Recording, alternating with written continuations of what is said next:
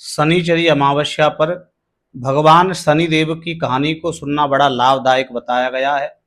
यदि कोई शनिदेव की इस कहानी को सुन लेता है, शनिदेव महाराज उससे हमेशा के लिए प्रसन्न हो जाते हैं और शनिदेव की शनि ढैया और शनि साढ़े साती से उसे मुक्त कर देते हैं।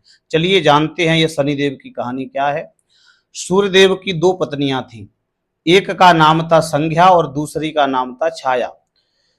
संध्या विश्वकर्मा की पुत्री थी और सूर्यदेव के तेज को वो सहन नहीं कर पाती थी, इसलिए वह अपनी छाया को अपनी जगह छोड़ करके चली गई। छाया सूर्यदेव की पत्नी बनकर के रहने लगी और शनिदेव का उसी से जन्म हुआ। शनिदेव का जन्म शनिवार और अमावस्या के दिन हुआ था, इसलिए इसी दिन को शनिचरी अमावस्या कहा जाने लगा। सूर्यदेव को जब यह पता चला कि उनकी पत्नी संज्ञा है, छाया नहीं है, तो वे बड़े क्रोधित हो गए और संज्ञा और शनिदेव को छोड़ करके चले गए। शनिदेव ने भगवान शिव की कठोर तपस्या की और उनसे वरदान मांगा कि वे सूर्य से भी अधिक शक्तिशाली बन सकें। भगवान शिव ने उन्हें नवग्रहों ग्रहों में न्यायाधीश का पद दे दिया, जिससे वे कर्मों के अनुसार न्याय करते हैं। कुछ कथाओं के अनुसार देवों के देव भगवान शिव को अपना गुरु बनाया और शनिदेव ने भगवान विष्णु जी को काले कृष्ण जी को भी अपना गुरु बनाया। शनिचरी अमावस्या के दिन शनिदेव की पूजा करने से साढ़े साती और ढैया से राहत मिलती है, शनिदेव का आशीर्वाद प्राप्त होता है। इस दिन शनिदेव की पूजा अवश्य ही करनी चाहिए। इन उपायों के करने से कुंडली में मौजूद शनि की दशा साढ़े साती जैसी समस्याएं भी दूर हो सकती हैं। यदि किसी व्यक्ति को बार बार नजर लग जाती है तो शनि अमावस्या के दिन एक छोटा सा उपाय इससे बचा जा सकता है। इसके लिए एक कटोरी में सरसों का तेल लेकर उसमें काले तिल और लौंग डालकर दीपक जलाएं। फिर इस जलते हुए दीपक को पीड़ित व्यक्ति के शरीर पर से 7 बार घुमाएं और सुनसान जगह पर जाकर के रखाएं।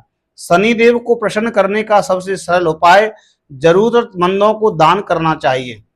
शनि अमावस्या पर गरीब और जरूरतमंदों को सरसों के तेल का दान करने से शनिदेव का प्रकोप कम होता है। इस उपाय करने से शनिदेव की कृपा प्राप्त होती है। आप शनिदेव को काले उड़द भी दान कर सकते हैं। आप शनिदेव के ऊपर तेल भी चढ़ा सकते हैं। आप शनिदेव के मंदिर में जाकर के उनके दर्शन का लाभ भी ले सकते हैं। शनिदेव का मंदिर इकलौता जो ग्वालियर शहर से मात्र 30 किलोमीटर की दूरी पर है, जो कि शनिचरा धाम के नाम से जाना जाता है। यह मंदिर ग्राम रिठौरा कला थाना क्षेत्र के अंतर्गत ग्राम ऐती पर्वत पर स्थित है। आप यहां जाकर के शनिदेव के दर्शन का लाभ प्राप्त कर सकते हैं। शनिचरी अमावस्या पर यहाँ बहुत अधिक संख्या में भीड़ होती है और कहते हैं कि शनिदेव के दर्शन करने के बाद में आपको बालाजी महाराज का दर्शन ही अवश्य करना चाहिए, क्योंकि यहाँ पर शनिदेव से जुड़ी हुई एक छोटी सी कथा है। क्योंकि भगवान राम जी ने जब हनुमान जी को सीता जी की खोज के लिए भेजा था, तो उस समय शनिदेव जी महाराज रावण की लंका पर उल्टे लेटे हुए थे और गुहार लगाने लगे कि हमें रावण से रक्षा करिए, रावण से हमें बचा लीजिए। तो हनुमान जी महाराज ने शनिदेव जी को लंका से फेंका, तो शनि पर्वत पर आकर के ग्राम रिठौरा कला के पास में ऐती पर्वत पर शनिदेव पर वहां आकर के शनिदेव जी गिरे और तब से शनिदेव जी वहां स्थापित हो गए। तो शनि दर्शन के बाद में हनुमान जी के दर्शन अवश्य ही करना चाहिए। आप हनुमान जी के दर्शन के लिए ग्राम रिठौरा कला बगिया वाले सरकार पर दर्शन लाभ ले सकते हैं। यहाँ के हनुमान जी बड़े चमत्कारी हैं और भक्तों को बड़ा लाभ और विशेष लाभ प्रदान करते हैं। हर हर महादेव, जय शनिदेव, राधे राधे।